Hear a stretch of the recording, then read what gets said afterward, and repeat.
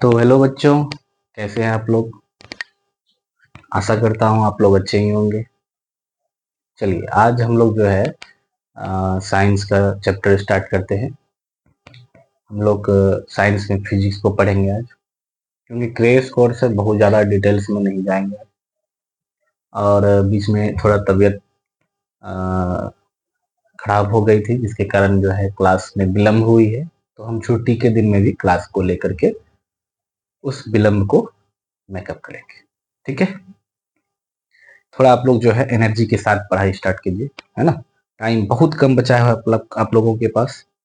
चलिए आज हम लोग जो है फिजिक्स देखते हैं। ठीक है, अब हम क्रेश कोर्स में उतना डिटेल्स में नहीं जाएंगे। साइंस क्या है, कितने प्रकार के होते हैं, फिजिक्स केमिस्ट्री बायोलॉजी सब जान रहे हैं आप लोग, है ना। आप लोग जब डिटेल्स में पढ़ेंगे तो फिर पढ़े ही हैं सबको। सिर्फ क्रेश कोर्स में हम लोग को इम्पोर्टेंट चीज़ों को नोटिस करना है, इम्पोर्टेंट चीज़ों को देखना है, ताकि कोई तरह का क्वेश्चन जो है एग्जाम में छूट ना जाए। ठीक है, चलिए सबसे पहले हम आते हैं फिजिक्स में। ठीक है, फिजिक्स में आते हैं। फिजिक्स में फिजिक्स में जो है पहला चैप्टर है आपका, चैप्टर वन है। चैप्टर वन है आपका, क्या है, लाइट। लाइट मतलब प्रकाश। क्या है, प्रकाश। हम लोग इसी पर आज चर्चा करेंगे। ठीक है, तो हम लोग डेफिनेशन को समझते हैं, सिर्फ समझने पे ध्यान दीजिएगा। हर एक टॉपिक को समझना है और अच्छे से ब्रेन में उसको सेट कर लेना है। अगर आप समझ लिए तो एग्जाम में अपने तरीका से इसको लिख भी पाइएगा। अब बोर्ड में उतना हम लिखेंगे नहीं, सिर्फ समझाते जाएंगे।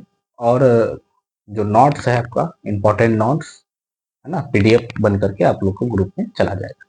तो हम एक सीरियली हम जो है उसको क्विकली समझते जाते हैं। ठीक है, तो हम लोग सबसे पहले प्रकाश के बारे में जानते हैं। प्रकाश क्या होता है, लाइट क्या होता है, what is definition of light, है ना। लाइट क्या है, तो प्रकाश जो है ये ऊर्जा का क्या है, एक स्रोत है। ऊर्जा का एक पारंपरिक स्रोत भी बोल सकते हैं, है ना, स्रोत है ऊर्जा का। क्यों है ऊर्जा का स्रोत, तो ये भी डिटेल्स में जानते हैं थोड़ा बहुत, है ना। तो प्रकाश ही है जो ऊर्जा को उत्पन्न करती है। प्रकाश से ही ऊर्जा उत्पन्न होती है। अब बोलोगे कि सर प्रकाश दे दिए तो हमको शरीर में ऊर्जा मिल जाएगा, ऐसी बात नहीं है। लेकिन हमारे अंदर जो ऊर्जा आती है बिना प्रकाश का संभव भी नहीं है। कैसे, अटपटा लग रहा होगा सुनने में।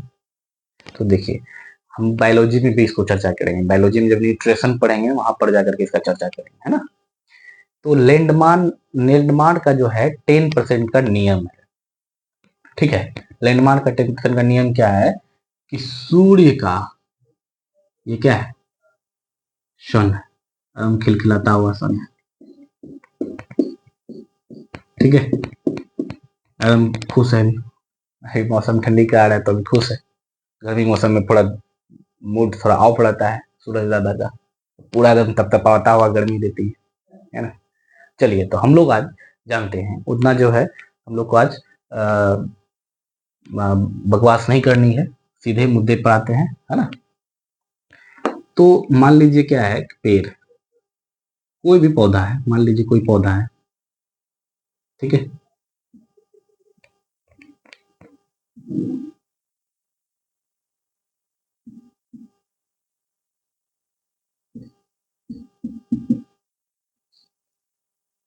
ठीक है, एक पेड़ है या पौधा है, पौधा भी बना सकते हैं आप कुछ, है ना। कुछ पौधा है, कुछ पौधा है ये।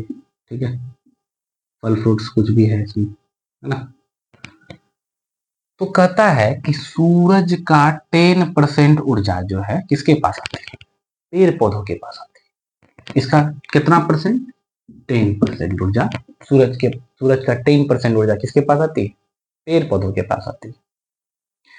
यानी कि अगर सूरज के पास 10,000 किलो कैलोरी ऊर्जा है, 10,000 किलो कैलोरी अगर ऊर्जा किसके पास, सूरज के पास है, तो इसका 10% जो है, 10% कितना हो जाएगा? परसेंटेज निकालने आता है ना आप लोग को? 10,000 जो है का 10% गुना 10, अब परसेंट मतलब हो गया बट्टा 100, खत्म, बचा 1,000। इसका 10% ऊर्जा किसके पास आएगा? यानी कि 1,000 किलो कैलोरी ऊर्जा किसके पास आया? पेड़ पौधा के पास। अब इसी पेड़ पौधा पर सब निर्भर है। जो पेड़ पौधा को खाएगा, फिर इसका 10% ऊर्जा किसके पास जाएगा? उसके पास जाएगा जो उसको खाएगा। मान लीजिए इस पौधे को खा लिया कौन? बकरी खा लिया, ठीक है। अब बकरी के पास इसका 10% यानी इसके पास कितना है? पेड़ पौधा के पास कितना? 1,000 किलो कैलोरी ऊर्जा है। सूरज का 1,000 किलो कैलोरी ऊर्जा है। 10,000 अगर सूरज के पास है तो इसका पेड़ पौधा कितना लिया? 1,000 किलो कैलोरी ले लिया, 10% ऊर्जा। अब इसका 10% ऊर्जा कौन, इसको जो खाएगा, मान लीजिए बकरी खा लिया, ठीक है, बकरी खा लिया, बकरी खाया, तो बकरी के पास इसका 10% ऊर्जा आएगा। किसका? 1,000 किलो कैलोरी का 10% कितना होगा? 100 किलो कैलोरी ऊर्जा, है ना। 100 किलो कैलोरी ऊर्जा किसके पास आ जाएगा? बकरी के पास आ जाएगा। अब बकरी को खाओगे आप लोग, ठीक है, जो वेजिटेरियन नहीं है ना, नॉन वेज खाते हैं। अब इसको कौन खाएगा? आप लोग खाओगे, तो इसका 10% ऊर्जा कितना हो जाएगा? इसका 10% ऊर्जा कितना हो जाएगा? अब मनुष्य अगर खाता है इसको, तो इसका 10% ऊर्जा कितना हो जाएगा? 100 का 10% 10, 10 किलो कैलोरी ऊर्जा आएगा। बातें समझ में आ रही? तो अगर आप डायरेक्ट पेड़ पौधा को खाते हो तो आपके पास 100 किलो कैलोरी हो जाता है। अगर आप मांस मछली खाते हो तो आपके पास 10 किलो। तो ऊर्जा मांस मछली में नहीं है। ये भ्रम है कि हम मांस मछली खाएंगे तो मेरे पास ऊर्जा रहेगा, है ना। ऐसी भ्रम, ऐसी कोई बात नहीं। जो वेजिटेरियन होते हैं, सबसे ज्यादा ताकत किसके पास? शाकाहारी जीव के पास। अब कहोगे सर बकरी के पास कहाँ होता ताकत? तो बकरी जितना घास खाएगा उसको नहीं ना ऊर्जा मिलेगा।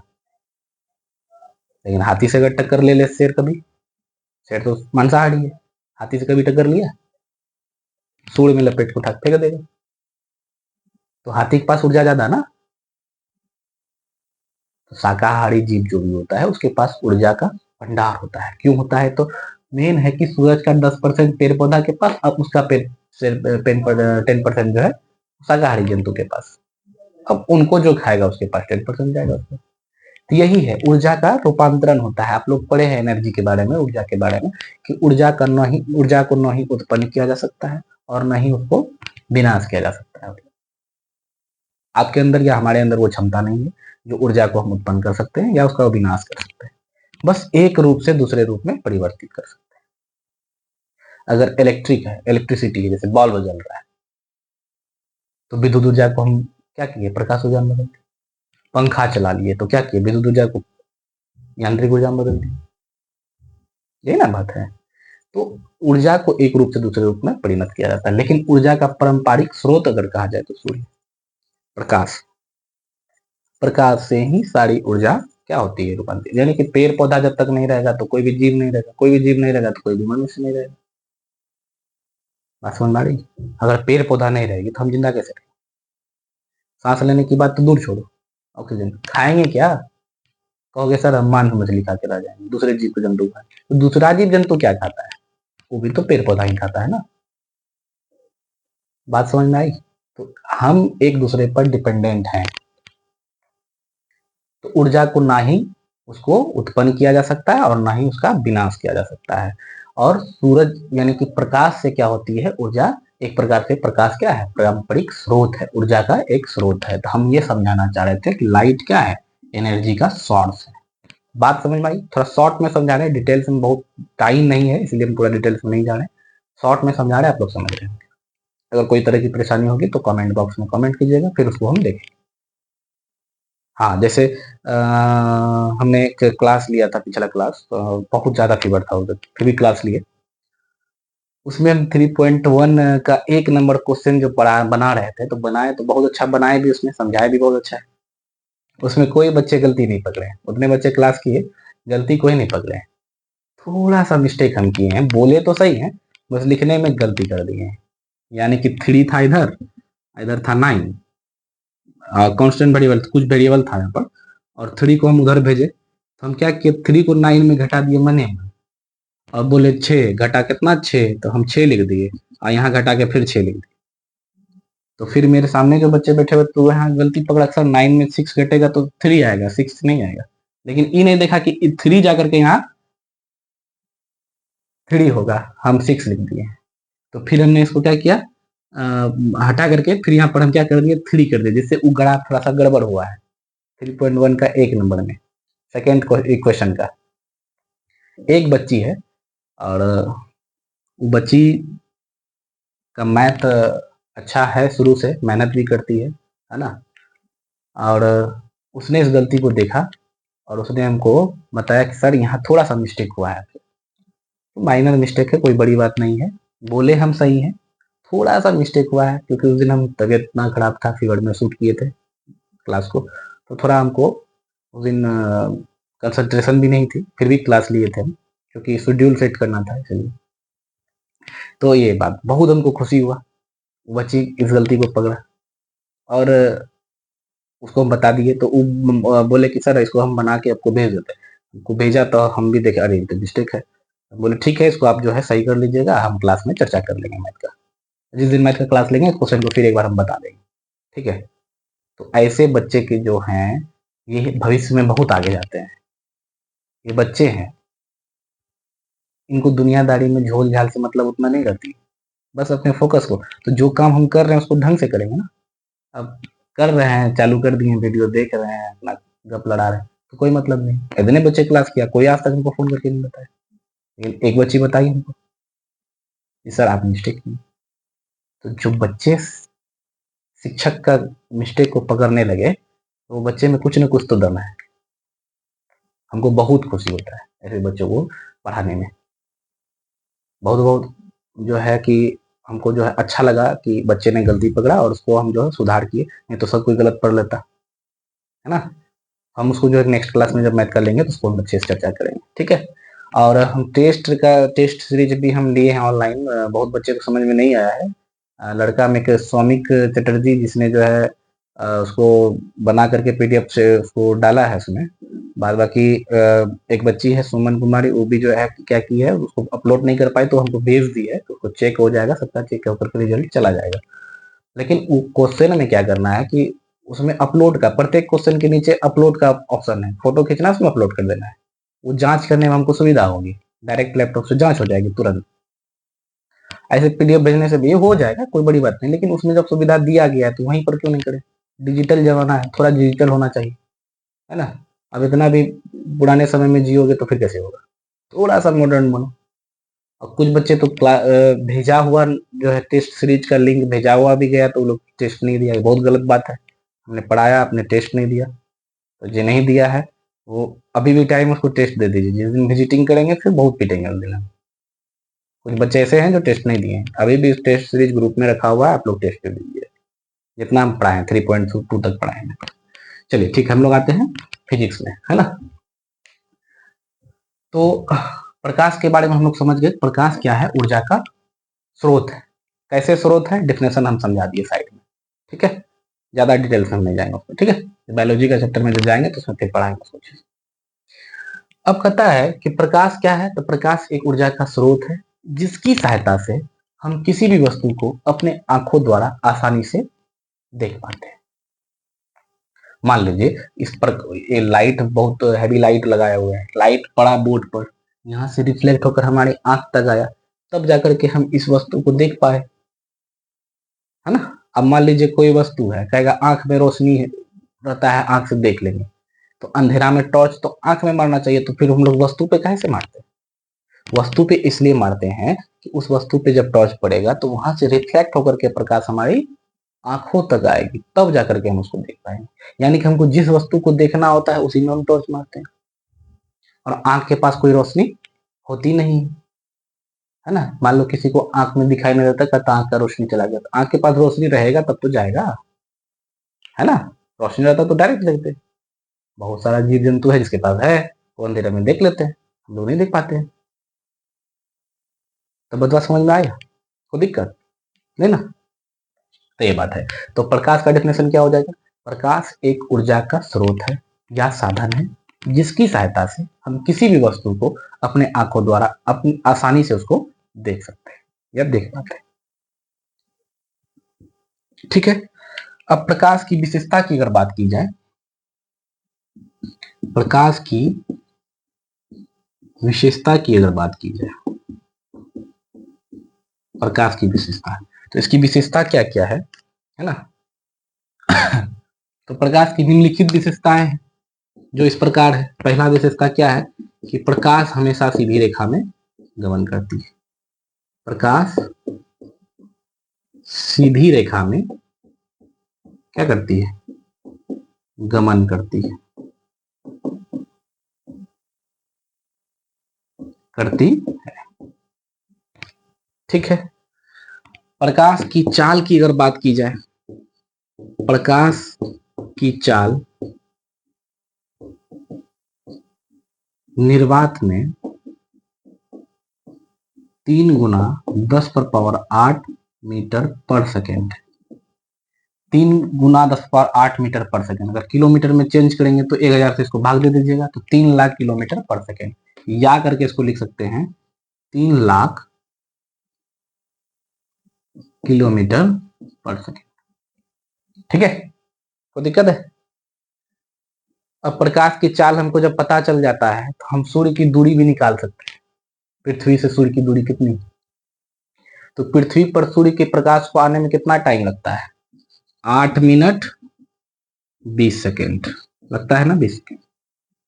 तो हमको 1 सेकेंड में पता है प्रकाश 3 लाख किलोमीटर जाता है, तो 8 मिनट 20 सेकेंड में कितना जाएगा, तो 8 मिनट को हम सेकेंड में चेंज करेंगे तो क्या हो जाएगा, 8 गुना 60 करेंगे, है ना, 8 छाक 48, 880 सेकेंड, 20 सेकेंड फिर जोड़ देंगे इसमें, तो टोटल 500 सेकेंड होगी।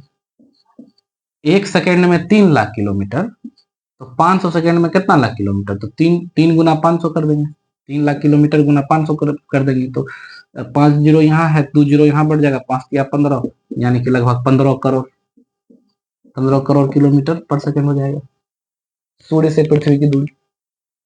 देख रहे कैसे निकल गया, चाल पता चला, दूरी निकाल ली। चाल और समय जब हमको पता चल गया तो हम दूरी निकाल ली, चाल गुना समय बराबर दूरी,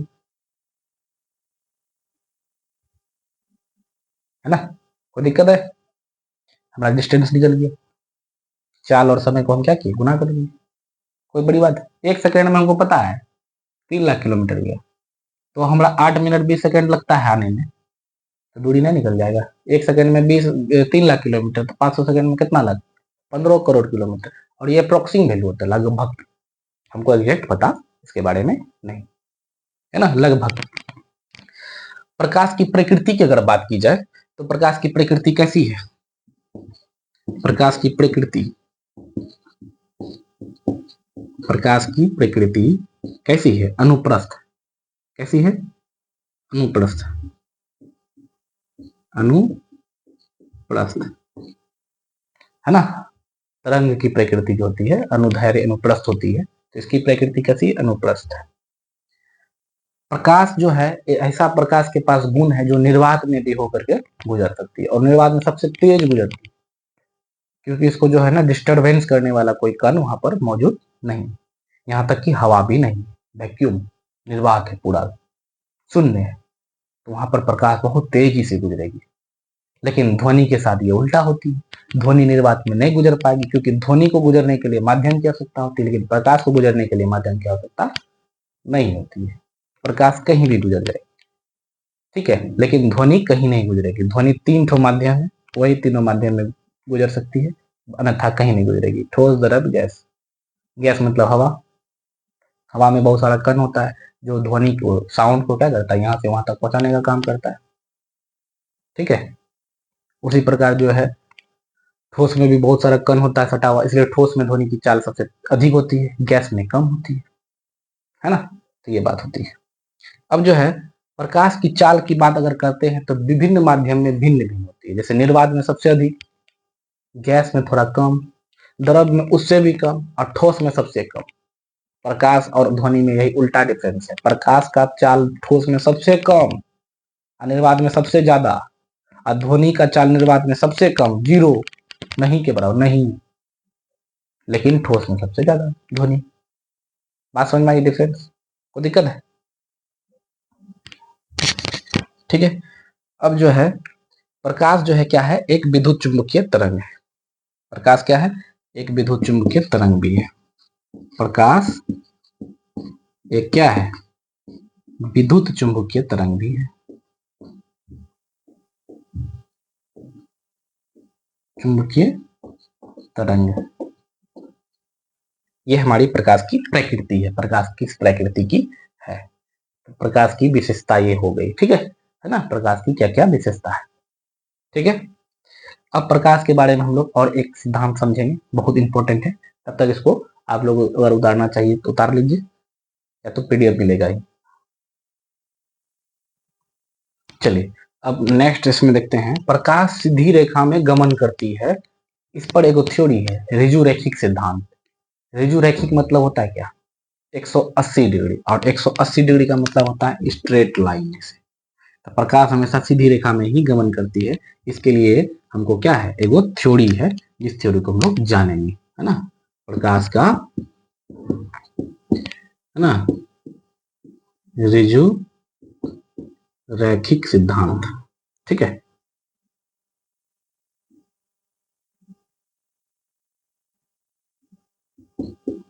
रैखिक सिद्धांत, इसके बारे में हम लोग जानेंगे। यानी कि प्रकाश का सीधी रेखा में गमन करना क्या कहलाता है? प्रकाश का ऋजुरैखिक सिद्धांत कहलाता है। ठीक है। तो प्रकाश का ऋजुरैखिक सिद्धांत किसे कहते हैं? प्रकाश की सीधी रेखा में, प्रकाश का सीधी रेखा में गमन करना ही प्रकाश का ऋजुरैखिक सिद्धांत है। ऋजुरैखिक मतलब होता है ऋजुक कोण। ऋजुक कोण के बारे में आप लोग पढ़े होंगे, 180 डिग्री होता है। न्यून कोण, अधिक कोण, उसी में ऋजुक कोण भी होता है। ऋजुक कोण मतलब होता है 180 डिग्री का कोण। 180 का मतलब हुआ क्या? Straight line. 180 यही ना बनता है ऐसे, 180 तो स्ट्रेट लाइन हुआ, है ना? तो प्रकाश का ऋजुरैखिक सिद्धांत मतलब हुआ कि प्रकाश का सीधी रेखा में गमन करना ही प्रकाश का ऋजुरैखिक सिद्धांत कहलाता है। इसके लिए हम प्रयोगशाला करेंगे। प्रयोग आप लोग घर में भी कर सकते हैं। 3 गो कूट का टुकड़ा लेंगे। क्या करेंगे? 3 गो कूट का टुकड़ा लेंगे।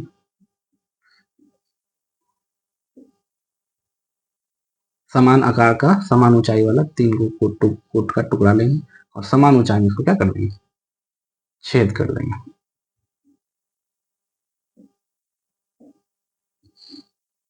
और एक समान फर्श पर उसको रख दिए। अब एक तरफ क्या करेंगे, अपने आंखों से उसको देखेंगे। ये आंख से हम देख रहे हैं। और दूसरी तरफ मेरा क्या है ना, कैंडल को जला देंगे।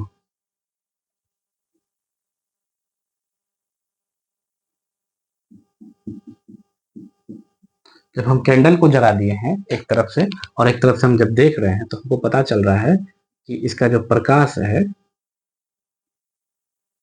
सीधा हमारे आंखों तक पहुंच रही है।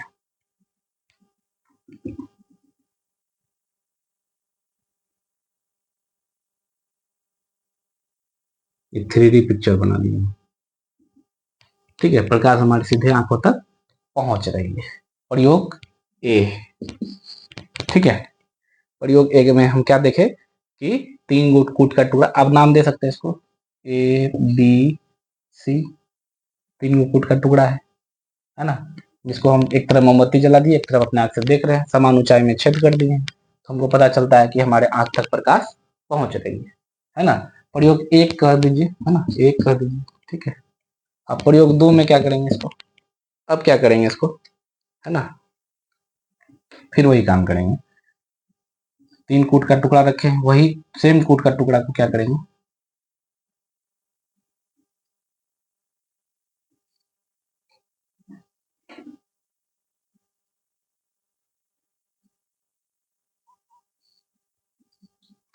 सेम आकार का टुकड़ा है, सेम ऊंचाई पर छेद भी है ना। लेकिन क्या किए हम, ए बी सी, प्रयोग 2 में, है ना, एक तरफ से हम क्या किए हैं, मोमबत्ती को जला दिए यहाँ पर,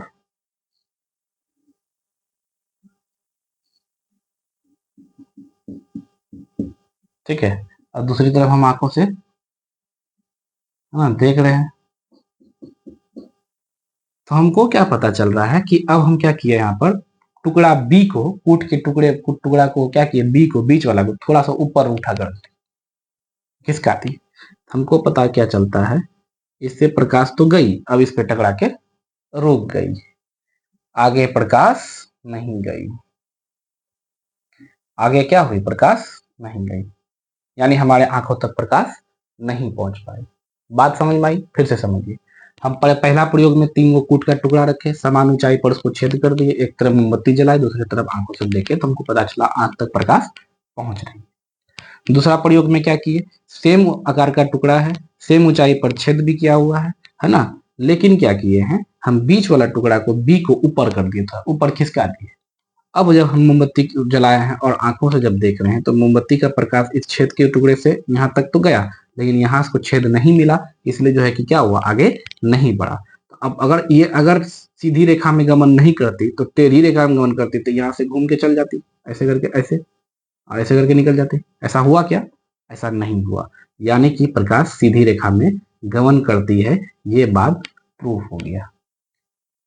कौन से सिद्धांत से? तो ऋजुरैखिक सिद्धांत से, प्रकाश का ऋजुरैखिक सिद्धांत से ये प्रूफ हो गया। बात समझ में आया? प्रकाश का ऋजुरैखिक सिद्धांत क्या होता है, समझ गए? ठीक है, टेंशन मत लीजिए, पीडीएफ आप लोग को सब कुछ सेंड हो जाएगा, आप लोग पीडीएफ से इसको फिर अपना नोट कर लीजिएगा, पढ़ लीजिएगा। ठीक है, चलिए अब नेक्स्ट देखते हैं इस पर। चलिए अब देखिए प्रकाश स्रोत क्या होता है ना। प्रकाश स्रोत क्या होता है, प्रकाश स्रोत किसे कहते हैं? सोर्स ऑफ लाइट या लाइट सोर्स क्या होता है? तो प्रकाश जिससे उत्सर्जित होती है, जिससे निकलती है, उसी को ना प्रकाश स्रोत कहते हैं। जैसे सूर्य हो गया, बल्ब हो गया, है ना, जुगनू हो गया, तारा हो गया, ये सब क्या है, प्रकाश का स्रोत है, जहां से प्रकाश निकलती है। अब प्रकाश स्रोत कितने प्रकार के होते हैं? तो ये कितने प्रकार के होते हैं? लगभग 2 प्रकार के होते हैं, लगभग नहीं, 100% 2 ही प्रकार के होते हैं। एक तो मानव निर्मित प्रकाश स्रोत, है ना। प्रकाश स्रोत, मेरा राइटिंग थोड़ा गंदा है बोर्ड पर, ठीक है, कहीं समझ में नहीं आए तो थोड़ा सा ध्यान से समझिएगा। और दूसरा क्या है, प्राकृतिक प्रकाश स्रोत, प्राकृतिक प्रकाश स्रोत। मानव निर्मित प्रकाश स्रोत में क्या क्या हो जाएगा, टॉर्च हो जाएगा, बल्ब हो जाएगा, है ना, दिया हो जाएगा, दिया दीपक, है ना, लालटेन हो जाएगा, इत्यादि। प्राकृतिक प्रकाश स्रोत में क्या क्या हो जाएगा, सूर्य हो जाएगा, तारा हो जाएगा, जुगनू हो जाएगा, ठीक है, ईटीसी। ठीक है, ये प्राकृतिक प्रकाश स्रोत जिसे प्राकृतिक ने बनाया है ना, जो प्राकृतिक से हमें प्राप्त हुआ है वो प्राकृतिक प्रकाश स्रोत। जिसे मनुष्य ने बनाया है वो मानव निर्मित प्रकाश स्रोत। जैसे टॉर्च, बल्ब, ये सब किसने बनाया है? मनुष्य ने बनाया, हम लोगों ने बनाया, इसलिए मानव निर्मित प्रकाश स्रोत। ठीक है, अब हम लोग बात करते हैं कि हमारे आसपास जो है कि वस्तुओं को कितने भागों में बांटा गया है। हमारे आसपास की जो वस्तु है उसको कितने भागों में बांटा गया है, किसके आधार पर? प्रकाश के आधार पर। तो उसको भी लगभग 2 भागों में बांटा गया है ना। जैसे एक होता है दीप्त और एक होता है अदीप्त। ठीक है,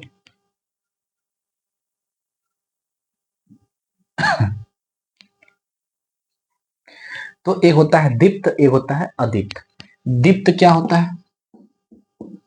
दीप्त, है ना, दीप्त, इसको इंग्लिश में कहते हैं लिमिनियस। दीप्त या प्रदीप्त इसको कहते हैं, प्रदीप्त। ये वस्तु है, दीप्त या प्रदीप्त वस्तु क्या होता है? जिससे प्रकाश उत्सर्जित हो रही है वो दीप्त है। जैसे जलता हुआ बल्ब दीप्त कहलाएगा, जलता हुआ दीपक दीप्त कहलाएगा। ठीक है, जुगनू दीप्त वस्तु कहलाएगा, है ना। या फिर क्या कहते हैं, टॉर्च, जलता हुआ टॉर्च दीप्त कहलाएगा। लेकिन टेबल, कुर्सी, बेंच, डेस्क इत्यादि ये क्या कहलाएगा, ये अदीप्त वस्तु कहलाएगा, मतलब नॉन लिमिनियस। एक होता है अदीप्त, यानी कि अदीप्त, नॉन लिमिनियस कहते हैं। इसमें क्या क्या हो गया, जलता हुआ बल्ब, है ना, जलता हुआ बल्ब हो गया, है ना, टॉर्च हो गया, है ना, लालटेन हो गया, है ना, मोमबत्ती हो गई, है ना। जलता हुआ बल्ब, टॉर्च, लालटेन ये सब क्या है, दीप्त वस्तु है। लेकिन वही टेबल कुर्सी की बात की जाए तो ये अदीप्त हो जाएगा, नॉन लिमिनियस। टेबल, टेबल, टेबल, कुर्सी, बेंच, बेंच, डेस्क इटीसी, है ना, इटीसी, ये सब क्या है, अदीप्त वस्तु, नॉन लिमिनियस, यानी कि ये प्रकाश उत्सर्जित नहीं करती है ना। इसको देखने के लिए हमको इस पर प्रकाश जब मारेंगे तब जाकर के हमको दिखाई देगा। जैसे और क्या है, और इसमें अगर बात की जाए तो चांद, चांद भी क्या अदीप्त वस्तु में है। तो हम दीप्त की सहायता से अदीप्त को देखते हैं। अगर दैट एग्जाम्पल अगर हम जाते हैं इसमें, तो इसमें क्या होता है समझिए। मेरा यहाँ सूर्य बना हुआ है, इसी का हम सहायता ले लेते हैं, ठीक है, इसको मिटा देते हैं।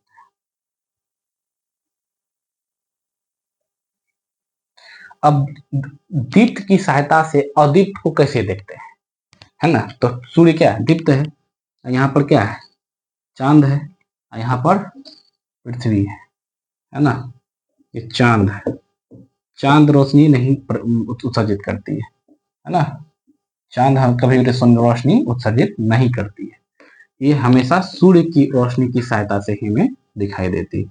अब सूर्य का प्रकाश इस पर पड़ा, इस पर पड़ने पर क्या हुआ, ये वापस पृथ्वी पर क्या किया, इसको घुमा दिया, तब जाकर के हमको ये वस्तु दिखाई पड़ता है कि ये चांद है ना। सूर्य का प्रकाश जब इस पर पड़ता है तो ये इसको रिफ्लेक्ट करके पृथ्वी पर भेजता है, तब इसको हम पूर्णतः देख पाते हैं कि यह चांद है। इसलिए चांद कभी प्रकाश नहीं करती है, इसलिए नॉन लिमिनियस है और ये लिमिनियस है। ये अदीप्त है या दीप्त है, बात समझ में आई। तो दीप्त की सहायता से हम कोई अदीप्त वस्तु को देख पाते हैं, ठीक है, कोई दिक्कत है। चलिए अब इसके आगे हम लोग बढ़ते हैं, है ना। इसके आगे क्या है, अब आ जाते हैं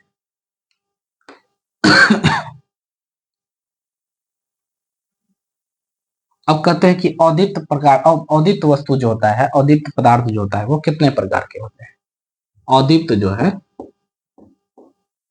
अदीप्त पदार्थ,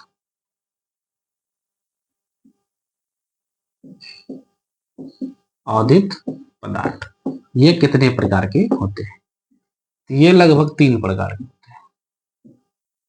पहला होता है आपका पारदर्शी, ठीक है। दूसरा होता है आपका पारभासी, या अपारदर्शी भी बोल सकते हैं, अपारदर्शी। और तीसरा होता है आपका पारभासी, पारभासी, ठीक है। पारदर्शी, अपारदर्शी और पारभासी। तो पारदर्शी क्या होता है, पारदर्शी वस्तु क्या होता है, या पारदर्शी पदार्थ क्या होता है, जिनसे प्रकाश आर पार चला जाए वो पारदर्शी। जैसे कांच, कांच से प्रकाश आर पार चल जाएगा तो वो पारदर्शी कहलाएगा। पारदर्शी पदार्थ क्या हुआ, जिनसे होकर के प्रकाश आर पार हो जाए वो पारदर्शी पदार्थ कहलाएगा। और जिनसे होकर के प्रकाश आर पार नहीं हो पाए वो क्या कहलाएगा, अपारदर्शी वस्तु कहलाएगा, ठीक है। तो इसमें क्या हो जाएगा, इसका एग्जाम्पल में कांच हो जाएगा, है ना। सफेद प्लास्टिक, सफेद प्लास्टिक। अपारदर्शी वस्तु की अगर बात की जाए, अपारदर्शी पदार्थ की अगर बात की जाए तो क्या हो जाएगा, जैसे लकड़ी, लकड़ी, लकड़ी को कभी प्रकाश आर पार कर पाएगी, नहीं कर पाएगी। लकड़ी अपारदर्शी वस्तु हो गई, अपारदर्शी पदार्थ हो गई, है ना। लोहा का चतरा, लोहा मन, टीन मन, ये सबको प्रकाश कभी आर पार कर पाएगी, नहीं कर पाएगी, है ना। तो ये क्या हो जाएगी, अपारदर्शी हो जाएगी, जिसके आर पार हम देख ही नहीं पाएंगे। प्रकाश आर पार होगी तब तो हम देख पाएंगे, प्रकाश गई फिर वहां से लौट के आएगी हमारे यहाँ तक, तब तो हम देख पाएंगे। मान लीजिए बोर्ड है, बोर्ड के सामने हम क्या लगा दिए, एगो टीन का चदरा लगा दिए, तो हमको बोर्ड दिखेगा, नहीं दिखेगा, लेकिन बोर्ड पर प्रकाश तो पड़ रही है। लेकिन वहां से बोर्ड पर जो प्रकाश पड़ी तो उससे रिफ्लेक्ट होकर के प्रकाश जो हमारी आंख तक आ रही थी, लेकिन वो आंख पर नहीं आ रही है, उसको रोक दिया है। कौन रोक दिया, तो टीन का चतरा रोक दिया, इसलिए हम उस वस्तु को नहीं देख पाएंगे। तो किसी भी वस्तु को देखने के लिए उसमें प्रकाश का रिफ्लेक्शन होकर हमारे आंखों तक पहुंचना बहुत जरूरी है। अगर उस दरमियान उसको पहुंचने में कोई रोक दे तो अपारदर्शी वस्तु कहलाएगी। अब आते हैं पारभासी। पारभासी मतलब क्या होता है कि प्रकाश का अंशतः भाग आर पार होता है, यानी कुछ भाग जाता है, कुछ भाग नहीं जाता। जैसे घिसा हुआ कांच, जैसे घिसा हुआ कांच, है ना। घिसा हुआ कांच में क्या होती है, प्रकाश आर पार जाती है, लेकिन धुंधुला, मतलब हमको धुंधुला दिखाई पड़े, जैसे देखेंगे धुंधुला, आर पार देखने पर वो धुंधुला दिखाई पड़े, पारभासी हो जाएगा। जैसे घिसा हुआ कांच हो गया। तेल लगा हुआ कागज, तेल लगा हुआ कागज में भी आर पार देखेंगे तो हल्का फुल्का दिखेगा, बहुत कम, है ना, धुंधुला दिखाई देगा, है ना। तो तेल लगा हुआ, तेल लगा हुआ क्या, लगा हुआ कागज, समझ में आई बात, ये पारभासी वस्तु कह रहा है। ठीक है, कोई दिक्कत है। चलिए अब हम लोग नेक्स्ट टॉपिक पर चलते हैं। चलिए नेक्स्ट टॉपिक क्या है आपका, प्रकाशीय माध्यम क्या होता है, माध्यम, है ना। तो प्रकाशीय माध्यम मतलब, प्रकाश माध्यम मतलब क्या हुआ, जिससे होकर के प्रकाश गुजरती है, ठीक है, प्रकाश माध्यम। यानी कि अगर ऐसे डायरेक्ट इसका डिफिनेशन समझते हैं कि किसी वस्तु पर प्रकाश टकरा कर जो हमारे आंखों तक पहुंचती है, तो उस वस्तु और आंखों के बीच का जो माध्यम है, उस माध्यम को हम कहते हैं प्रकाशीय माध्यम। जैसे हवा, जैसे क्या, हवा, पानी, कांच, ये सब क्या हो जाएगा, प्रकाशीय माध्यम हो जाएगा।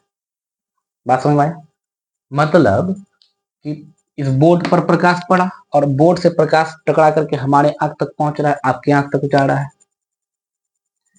तो इस बोर्ड और हमारे आंख के बीच में जो कुछ माध्यम है, क्या है, हवा है ना, तो यही हवा प्रकाश के माध्यम कहलाएगा। अगर अभी हम चश्मा पहन लेते हैं तो कांच, तो कांच इस बीच में आया तो कांच क्या हो जाएगा, तो प्रकाश के माध्यम होगा। अगर हम पानी के अंदर से देखते हैं तो पानी क्या हो जाएगा, प्रकाश के माध्यम हो जाएगा।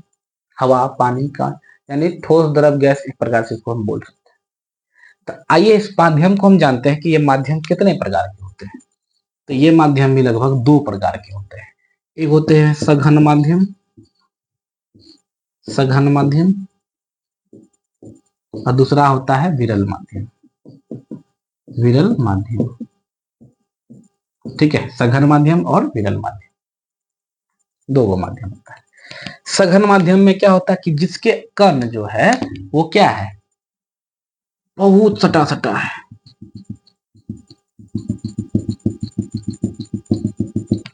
ठीक है, मान लीजिए पानी है, क्या है, मान लीजिए पानी है, एक टब है, उस पर पानी है अंदर में, और यहाँ क्या है, मान लीजिए वो टब में कुछ नहीं, हवा है। तो इस सघन माध्यम होगा, वो विरल माध्यम। इसके कण आपस में ज्यादा सटा हुआ नहीं है, हटा हटा है, तो विरल माध्यम हो जाएगा। ये क्या है, सटा सटा है, तो क्या हो जाएगा, सघन माध्यम। मान लीजिए क्या है, कांच, ये क्या है, पानी, तो पानी की अपेक्षा कांच क्या हो जाएगा, सघन माध्यम में। तो जिसका कण घना है, ज्यादा सटा हुआ है, वो सघन माध्यम। जिसका कण हटा हटा है थोड़ा सा, वो विरल माध्यम, है ना। बात समझ में आई। अगर हम पानी को यहाँ रख दिए, कांच को यहाँ रख दिए, तो पानी हमारा क्या हो गया, पानी हमारा विरल माध्यम हो जाएगा, और कांच क्या हो जाएगा, सघन माध्यम। अगर पानी को हम यहाँ रख दिए, हवा रख दिए, तो हवा के मुकाबले पानी क्या हो जाएगा, सघन माध्यम हो जाएगा। हवा क्या हो जाएगा, विरल माध्यम हो जाएगा। यहाँ पानी है, यहाँ हवा है, इस सघन माध्यम है, विरल माध्यम। बात समझ आई, कोई दिक्कत है। प्रकाशीय माध्यम भी समझ गए। अब हम लोग देखते हैं कि प्रकाश तरंग किसे कहते हैं। प्रकाश तरंग के बारे में भी हम लोग जान लेते हैं। प्रकाश तरंग क्या करता है, पहले इसको हम साथ करते हैं। समझते जाइए आप लोग, ध्यान से सिर्फ समझते जाइए, है ना। कहता है, एक मिनट, देखिए प्रकाश तरंग क्या है, एक प्रकार का यह विद्युत चुंबकीय तरंग है। कैसा तरंग है, विद्युत चुंबकीय तरंग। इसके गमन करने के लिए किसी भी द्रव्यात्मक माध्यम की आवश्यकता नहीं पड़ती है, उसको क्या कहते हैं, प्रकाश तरंग कहते हैं। ठीक है। ये निर्वात में भी जो है, शून्य में भी जो है, स्वतंत्र रूप से गमन कर सकती है। यही कारण है इसको प्रकाश तरंग कहते हैं। प्रकाश तरंग क्या होती है, एक प्रकार का ये क्या है, विद्युत चुंबकीय तरंग है। इसके गमन करने के लिए कोई भी द्रव्यात्मक माध्यम की आवश्यकता नहीं पड़ती है ना। और ये जो है ना, शून्य में भी स्वतंत्र रूप से गमन कर सकती है, इसी को प्रकाश तरंग कहते हैं। बात समझ में आ गई। अब हम लोग आते हैं आगे, किरण। किरण क्या होता है, किरण क्या होता है, तो प्रकाश के चलने के पथ को किरण कहते हैं। प्रकाश के चलने की पथ, पथ मतलब रास्ता, उसी को क्या कहते हैं, किरण कहते हैं। ठीक है। अब इसी में हम कहते हैं किरण पुंज किसे कहते हैं, तो पुंज मतलब हो गया समूह, पूंजी, है ना। बहुत सारे पैसों को जब एक साथ हम जमा कर लेते हैं तो पूंजी बन जाता है। तो बहुत सारा किरण का जब समूह हो जाएगा तो किरण पुंज कहलाएगा, है ना। तो उसी प्रकार हम कहते हैं किरण पुंज क्या होते हैं, तो किरणों के समूह को किरण पुंज कहते हैं। किरणों के समूह को किरण पुंज कहते हैं। अब किरण पुंज के बारे में अगर पूछा जाए तो ये कितने प्रकार के होते हैं, किरण पुंज भी लगभग 3 प्रकार के होते हैं। कौन कौन, समांतर किरण पुंज,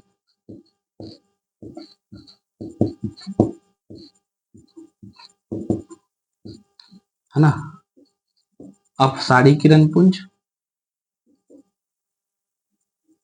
अपसारी, अपसारी, अपसारी किरण पुंज,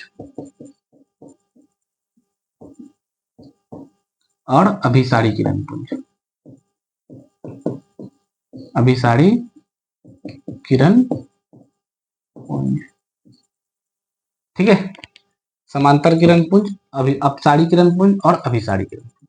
समांतर किरण पुंज में क्या हो जाएगा, एक समान चलेगा सब। ठीक है। अपसारी में क्या हो जाएगा, एक बिंदु से फैलेगा, ये क्या हो जाएगा, अपसारी हो जाएगा। जैसे बल्ब, बल्ब से प्रकाश चारों तरफ फैल जाती है तो अपसारी किरण पुंज। अब एक होगा अभिसारी किरण पुंज, एक बिंदु पर आकर के मिलेगा,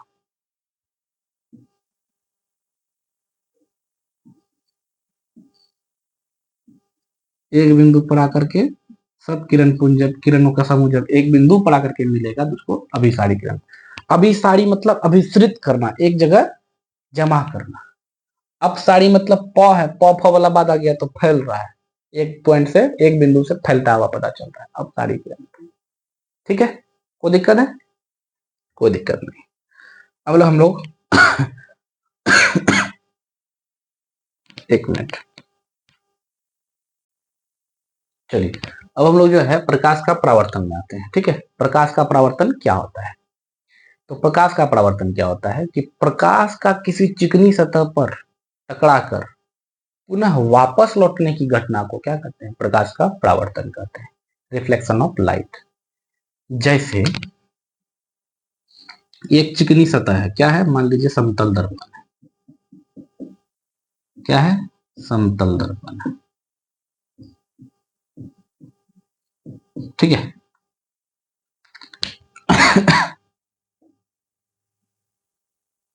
ठीक है, इस पे क्या हुई, प्रकाश प्रकाश इस पर आकर के पड़ी और फिर वापस चली गई। ठीक है, तो कहता है कि प्रकाश जो है किसी चिकनी सतह पर टकरा करके पुनः वापस लौट जाने की घटना को प्रकाश का परावर्तन कहते हैं, यानी कि रिफ्लेक्शन ऑफ लाइट। ठीक है, प्रकाश किसी सतह पे पड़ा और वहां से टकरा करके पुनः उसी माध्यम में लौट गया या उसी दिशा में लौट गया। अगर बात करते हैं, प्रकाश जिस दिशा से आई थी पुनः उसी दिशा में लौट गया। अब कहेगा सर प्रकाश तो आया इधर से चल गया इधर, हम कैसे मानेंगे? आप घर में प्रयोग कीजिएगा, एक मिरर लीजिएगा, देखिएगा प्रयोग करके, आप एकदम टॉर्च को सीधा करके जलाइएगा, सीधा मारिएगा मिरर पर, देखिएगा आपको प्रकाश सीधा वो लौटा देगा उसी माध्यम में, एकदम सीधा उसी तरफ लौटा देगा, जैसे मारे उसी प्रकार उसी पे लौटा देगा। लेकिन जल हल्का सा टॉर्च को क्या कीजिएगा, टेढ़ा कीजिएगा, थोड़ा डिग्री झुकाइएगा इसको इधर, तो थोड़ा डिग्री उधर झुक करके वो निकल जाएगा। यानी एंगल का फेर है, आप जितना डिग्री इसको झुकाइएगा उतना डिग्री से ही निकलेगा। इसलिए इसको कहता है कि जिस दिशा से आया उसी दिशा में लौट जाता है। ऐसे परावर्तन को हम नियमित परावर्तन भी कहते हैं, है ना। ये आई है, ये आर है, इसको हम लोग क्या कहेंगे, अभिलंब कहेंगे। क्या कहेंगे, अभिलंब। आपका ये क्या है, आपतित किरण है, आपतित किरण।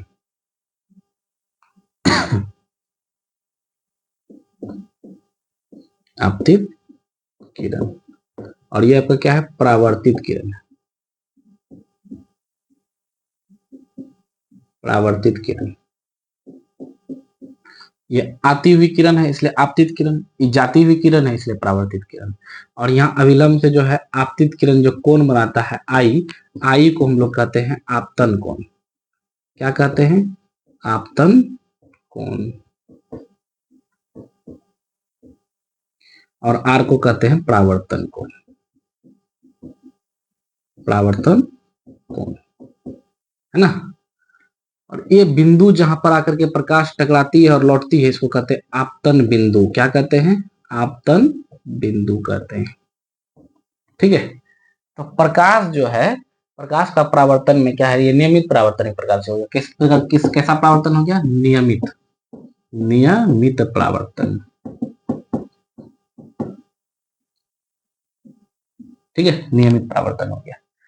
अब प्रकाश का परावर्तन में समझ में आया कि जिस दिशा से आई प्रकाश उसी दिशा में लौट गई, यानी कि किसी चिकनी सतह पर प्रकाश जो है टकरा करके पुनः वापस लौट जाती है ना, उसी घटना को प्रकाश का परावर्तन कहते हैं। परावर्तन का दो नियम है।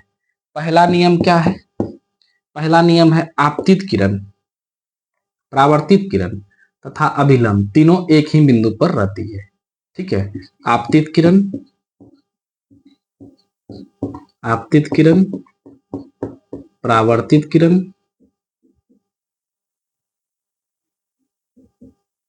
किरण तथा अभिलंब। राइटिंग थोड़ा गंदा हो रहा है बोल के, ठीक है, थोड़ा ज्यादा ध्यान मत दीजिए राइटिंग।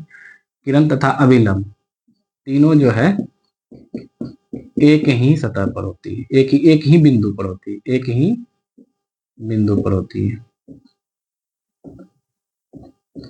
पर होती है। पहला नियम। और दूसरा नियम क्या है इसका, आपतन कोण। आपतन कोण यानी एंगल आई, है ना, एंगल आई, एंगल आर, आपतन कोण बराबर परावर्तन कोण होता है, परावर्तन कोण होता है। यानी एंगल आई बराबर एंगल क्या होता है, आर होता है। ठीक है, समझ में आई बात, कोई दिक्कत है। परावर्तन का दो नियम है, आपतित किरण, परावर्तित किरण तथा अभिलंब तीनों एक ही बिंदु पर होते हैं। दूसरा नियम है आपतन कोण बराबर परावर्तन कोण। ठीक है, एंगल आई बराबर एंगल आर, ये होती है परावर्तन। ठीक है, हम आपका बुक फॉलो कर रहे हैं, भारतीय भवन का बुक है, उसी को फॉलो कर रहे हैं। इसी से जो है क्वेश्चन सब हम इंपॉर्टेंट सब क्या कर रहे हैं, आप लोग इम्पोर्टेंट है, एक तरफ से हम पढ़ाते जा रहे हैं, कुछ छोड़ नहीं रहे हैं, जहां तक हो रही है सब चीज को हम देखते जा रहे हैं जो इम्पोर्टेंट। ठीक है, चलिए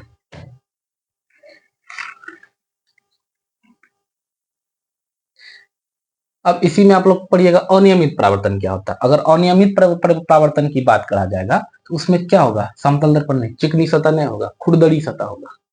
अनियमित परावर्तन की बात अगर किया जाएगा तो खुरदरी सतह होगा, उसमें प्रकाश आएगा इधर से, है ना, जाएगा ऐसे, आएगा ऐसे, फिर जाएगा ऐसो चल जाएगा, कोई गारंटी इसका नहीं है। तो यही क्या है, अनियमित परावर्तन है। क्या है, अनियमित परावर्तन है, अनियमित परावर्तन, नियमित परावर्तन, है ना। और ये खुरदरी जगह है, क्या है, खुरदरी जगह। अनियमित परावर्तन कहाँ होती है, खुरदरी सतह पर होती है।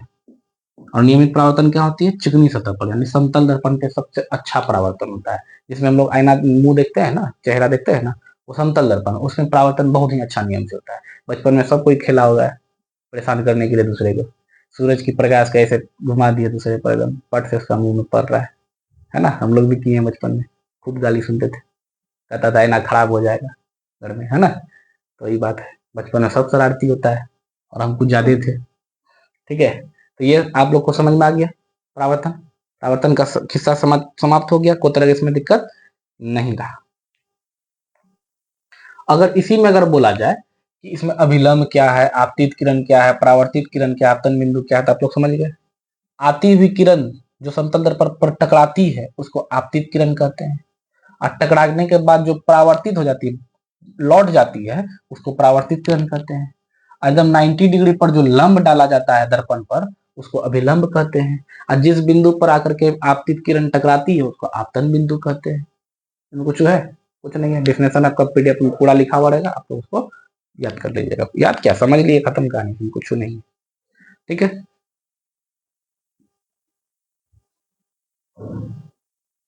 चलिए आइए हम लोग अब आते हैं दर्पण पर, कि दर्पण क्या होता है।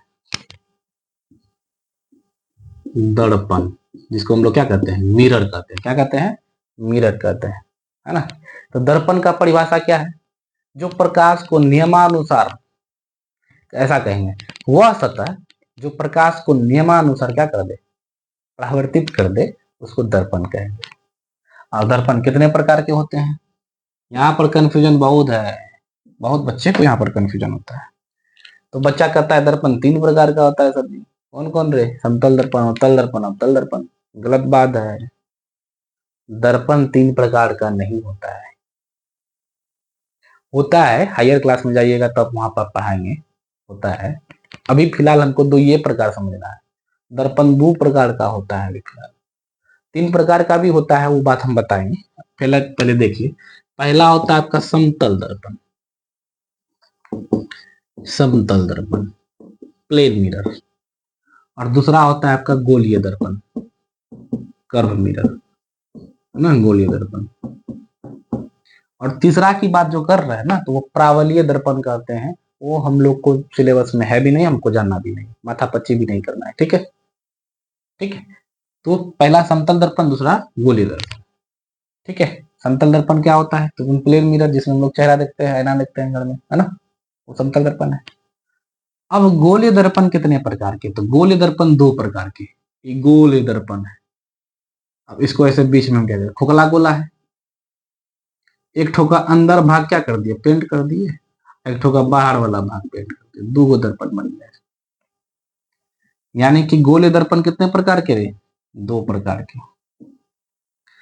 पहला है आपका उत्तल दर्पण,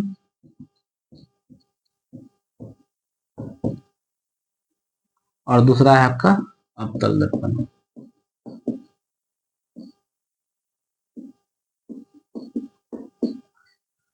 उत्तल दर्पण क्या होता है और अवतल दर्पण क्या होता है ना।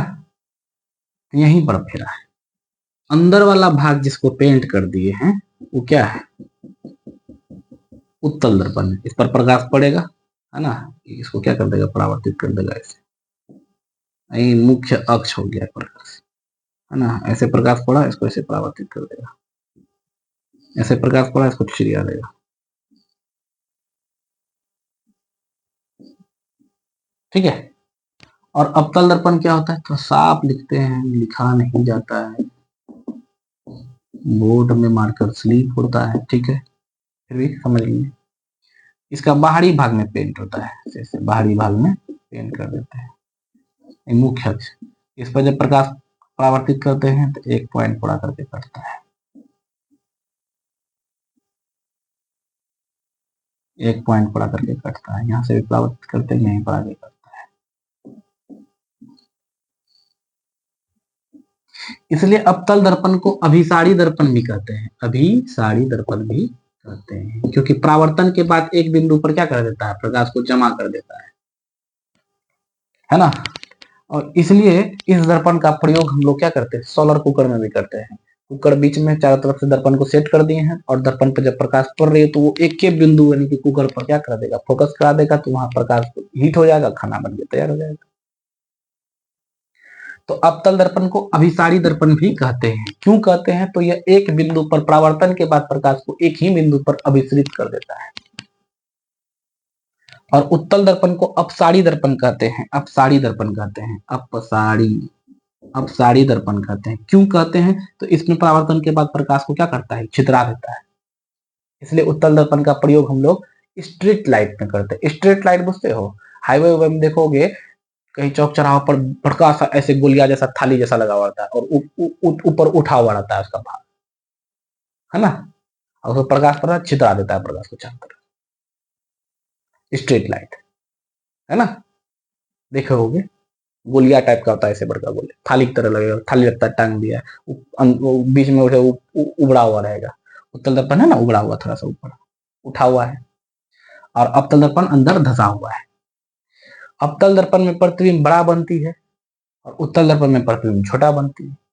इसलिए उत्तल दर्पण का प्रयोग हम लोग गाड़ी के साइड मिरर में करते हैं। गाड़ी के साइड मिरर मतलब बाइक वाइक में जो मिरर होता है, उसमें प्रतिबिंब देना छोटा बनता है, अगर चेहरा देखोगे छोटा चेहरा बनेगा, इसलिए छोटा प्रतिबिंब इसमें बनता है। और इसको इसलिए गाड़ी के साइड मिरर में यूज करते हैं, ताकि पीछे अगर बड़ा कोई ट्रक उरक आ रहा है तो उसका प्रतिबिंब छोटा सा आईना में बन जाए, और उसको हम लोग आसानी से देख लें।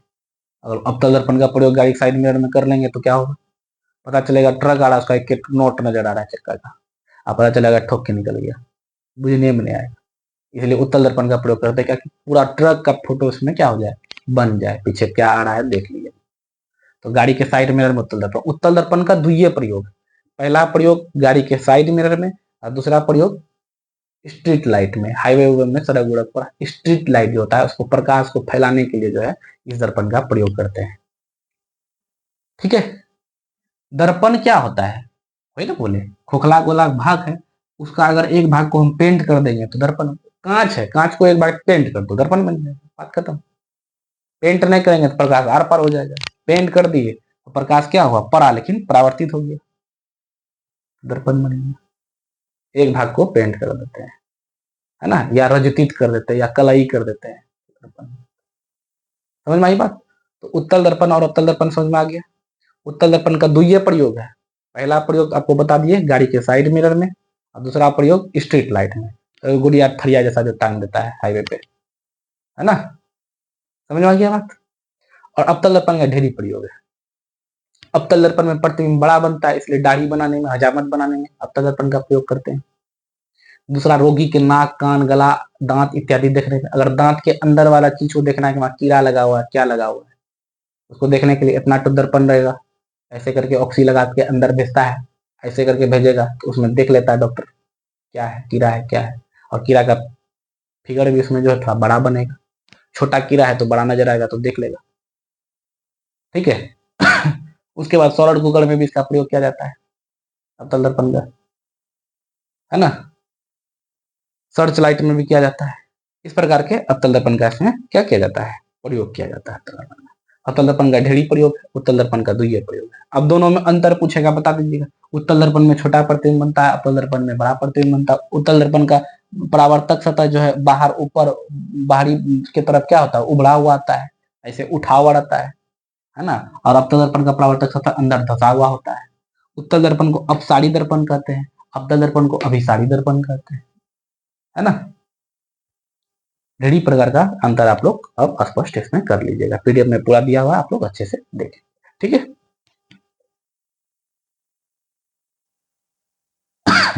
सॉरी बच्चों, बीच में हमारा जो है कि माइक अचानक ऑफ हो गया था, हमको पता नहीं चला। पता नहीं आवाज आप लोग को कहाँ तक गया।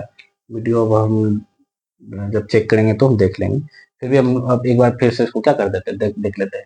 दर्पण कितने प्रकार के? दो प्रकार के, एक समतल एक गोलीय। समतल दर्पण जिसमें हम लोग चेहरा देखते हैं आईना में, मुंह में, है ना, मुंह देखते हैं, वो समतल दर्पण कहलाता है। और गोलीय दर्पण क्या होता है? पूरा गोल है, बीच में से काट दिए, जिसका अंदर वाला भाग को पेंट किए तो उत्तल दर्पण हो गया, जिसका बाहर वाला भाग को पेंट कर दिया अवतल दर्पण हो गया। उत्तल दर्पण को अभी अपसारी दर्पण कहते हैं। क्यों? तो इसमें जब प्रकाश का परावर्तन होता है तो ये फैला देता है चारों तरफ। क्या कर देता है? फैला देता है। इसलिए इसका प्रयोग हम लोग कहाँ करते हैं? स्ट्रीट लाइट में करते हैं। हाईवे उवे में देखे होंगे, क्या होता है? थरिया की तरह होता है ना। उसमें जब प्रकाश पड़ता है तो प्रकाश को चारों तरफ फैला देता है ना। और देखिएगा ऊपर उठा हुआ रहता है, उबड़ा हुआ रहेगा, है ना, ये थाली की तरह। अवतल दर्पण को अभिसारी दर्पण कहते हैं। क्यों कहते हैं? इसमें जो है परावर्तन के बाद परावर्तित किरण एक ही बिंदु पर क्या हो जाती है? जमा हो जाती है, फोकस पर। इसलिए उसको अभिसारी दर्पण कहते हैं। ठीक है। उत्तल दर्पण को, उत्तल दर्पण में प्रतिबिंब क्या बनता है? छोटा बनता है। इसलिए उत्तल दर्पण का प्रयोग हम लोग गाड़ी के साइड मिरर में करते हैं, है ना, ताकि पीछे एक बड़ा ट्रक आ रहा है तो उसका प्रतिबिंब बन जाए, है ना। अगर अवतल दर्पण का प्रयोग करेंगे तो अवतल दर्पण का प्रयोग क्या हो जाएगा? उसमें अवतल दर्पण में प्रतिबिंब बड़ा बनता है। अगर उसका प्रयोग हम लोग गाड़ी के साइड मिरर में कर देंगे तो पता चलेगा गाड़ी का ट्रक आ रहा है तो उसका एक चक्के नजर आ रहा है, खाली पता नहीं चल रहा है ट्रक है, क्या होगा, चढ़ा के निकल जाएगा, है ना। तो ये बातें बताए थे। अवतल दर्पण में क्या होता है? प्रतिबिंब बड़ा बनता है, इसलिए प्रयोग इसका क्या होता है? हजामत बनाने में करते हैं, है ना। और अभिसारी दर्पण इसको कहते हैं, एक ही बिंदु पर आके जमा होता है। इसलिए इसका प्रयोग हम लोग सोलर कुकर में करते हैं कि कुकर में क्या होगा? एक ही पॉइंट पर क्या कर देगा? हीट को ज्यादा कर देगा, है ना। चारों प्रकार तरफ से प्रकाश के आने वाली सूर्य का प्रकाश को एक ही बिंदु पर अधिश्रित कर देगा परावर्तित करने के बाद। और कुकर को क्या कर देगा? उसमें हीट हो जाएगा, हीट हो जाएगा तो उसमें खाना बन जाएगा तुरंत। सोलर कुकर में इसका प्रयोग कर देते हैं अवतल दर्पण को, क्योंकि अवतल दर्पण को अभिसारी दर्पण कहते हैं। ठीक है। अब देखिए क्या कहते हैं कि अवतल दर्पण का प्रयोग की अगर बात करता है तो अवतल दर्पण का प्रयोग बहुत ज्यादा है। रोगियों के नाक कान गला देखने में, है ना, छोटा सा ऐसे ले लिया औकड़ी टाइप का, दांत में अगर अंदर में कीड़ा है तो ऐसे करके फंसा करके डॉक्टर ऐसे देखता है ना। तो ये हो गया। उसके बाद जो है क्या कहते हैं कि अवतल दर्पण का प्रयोग हजामत बनाने में हो गया, है ना, क्योंकि प्रतिबिंब बड़ा बनता है हजामत बनाने में। दूसरा प्रयोग इसका क्या हो गया? सोलर कुकर में हो गया, है ना। उसके बाद दूरबीन में भी अवतल दर्पण का प्रयोग किया जाता है। तो अवतल दर्पण का ढेरी प्रयोग है, लेकिन उत्तल दर्पण का द्वितीय प्रयोग है। पहला प्रयोग है गाड़ी के साइड मिरर में, और दूसरा प्रयोग है आपका स्ट्रीट लाइट में, हाईवे में जो स्ट्रीट लाइट होता है जिसके बारे में हम बताएं। ठीक है, ये दर्पण हो गया। दर्पण का प्रयोग भी हम लोग समझ गए, दर्पण कहाँ पर किसका किसका प्रयोग होता है ये भी हम जान गए। अब हम लोग नेक्स्ट क्लास में देखेंगे। आज टाइम बहुत ज्यादा हो गया है, रात का 12:30 बज रहा है, 12 बजकर लोग 40 मिनट हो गई है ना, वीडियो शूट कर रहे हैं। और अब इसमें क्या है, हम लोग आवर्धन उवर्धन निकालने सीखेंगे। हालांकि हम सोचे थे एक ही क्लास में जो इन दोनों चैप्टर खींच देंगे, लेकिन तबीयत ठीक नहीं है थोड़ा और परेशान भी है थोड़ा, तो हम लोग छुट्टी में कर लेंगे। जैसे कल भी एक क्लास हम ले लेंगे, तो फिजिक्स का काम कल हम फिर खत्म कर देंगे। ठीक है। तो आप लोग जल्दी से जल्दी क्लास ज्वाइन कीजिए, टाइम बहुत कम है। आप लोग को नोट्स चला जाएगा, है ना। जितने से बच्चे आप लोग अधिक से अधिक ज्वाइन करेंगे, हमको भी एनर्जी आएगा, हम भी पढ़ाएंगे और भी अच्छे से। लाइव टेलीकास्ट, लाइव आएंगे, बहुत जल्दी हम लाइव आ जाएंगे। बच्चे जितने जल्दी एडमिशन लेंगे उतने जल्दी हम लाइव में आएंगे। और लाइव का कुछ और ही मजा है ना। सामने से पढ़ेंगे, बातचीत करेंगे और बहुत अच्छा लगेगा पढ़ने में, जल्दी जल्दी खींचेंगे। आज हम लोग दर्पण तक पढ़ लिए, दर्पण का प्रयोग भी समझ गए और अच्छे से इसको जान भी गए। कोई तरह का दिक्कत हुआ होगा तो कमेंट कीजिएगा। ठीक है। अगर अच्छा लगा है लाइक कीजिएगा, सब्सक्राइब कीजिए और शेयर भी कर दीजिएगा। ठीक है। जल्दी से जल्दी ज्वाइन करिए आप लोग, लेट मत कीजिए। समय बहुत कम है ना। समय बहुत ही बलवान है, अगर एक बार निकल जाएगा तो फिर दोबारा लौट कर नहीं आएगा। ठीक है। धन्यवाद। आज का क्लास इतना ही।